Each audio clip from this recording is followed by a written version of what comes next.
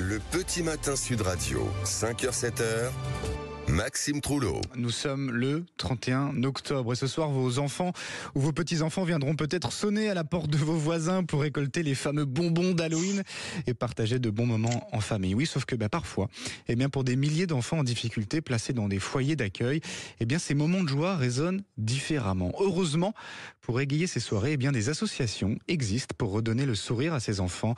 Marc Longariou, vous êtes donc avec nous ce matin. Merci d'être en direct sur Sud Radio. Vous êtes, je le rappelle, le président de l'association Le Passé Récréatif du côté de la Sarthe. Et ce soir donc, vous avez décidé que ces dizaines d'enfants passeront une jolie soirée d'Halloween. Racontez-nous.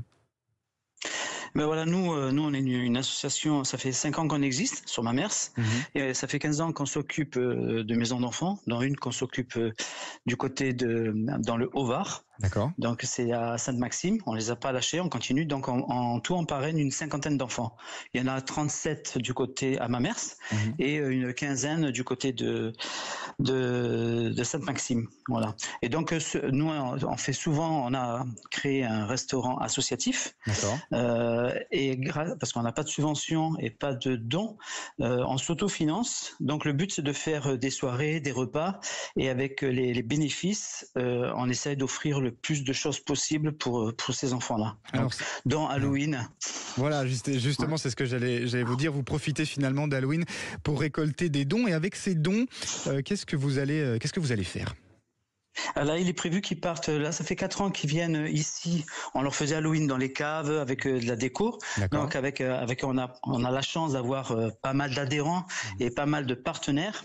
Et donc samedi soir, on fait notre soirée et avec les sous qui auront été récoltés, là ils vont partir aux Eaux de la Flèche et dans un autre parc pour les ados sur une journée avec le repas. Pour ce week-end ?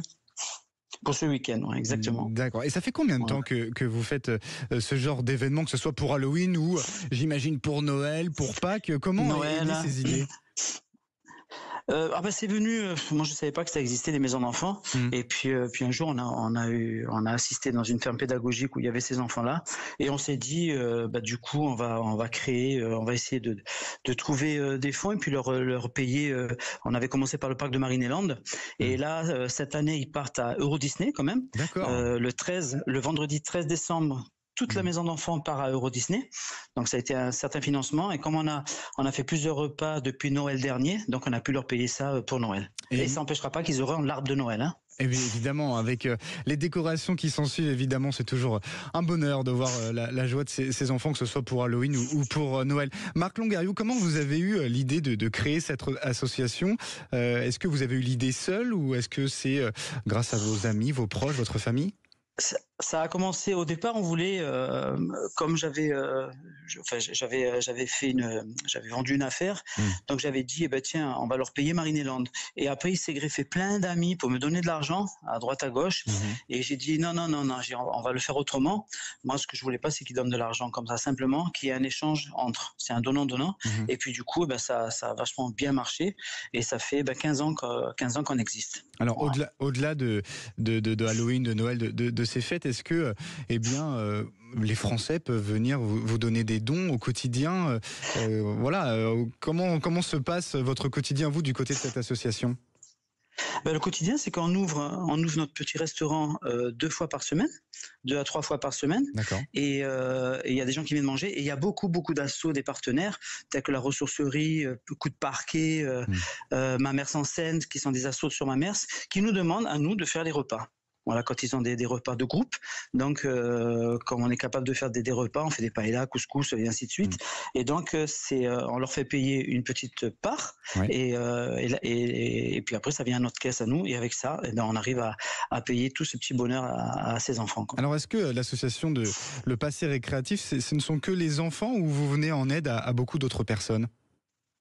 Alors, avec ce restaurant, il s'est greffé depuis, ça s'appelle l'Atelier à Mamers, des repas solidaires. Donc ce qui fait que, alors c'est beaucoup de partenaires, donc la ressourcerie où ils viennent manger gratuitement. Voilà. Donc sur 10 repas, il y a 1 ou 2 repas qui est offert gratuitement, en moyenne. Et bien voilà pour ces magnifiques initiatives. Merci infiniment, Marc Longariou, d'avoir été notre invité ce matin. Et puis bonne fête d'Halloween.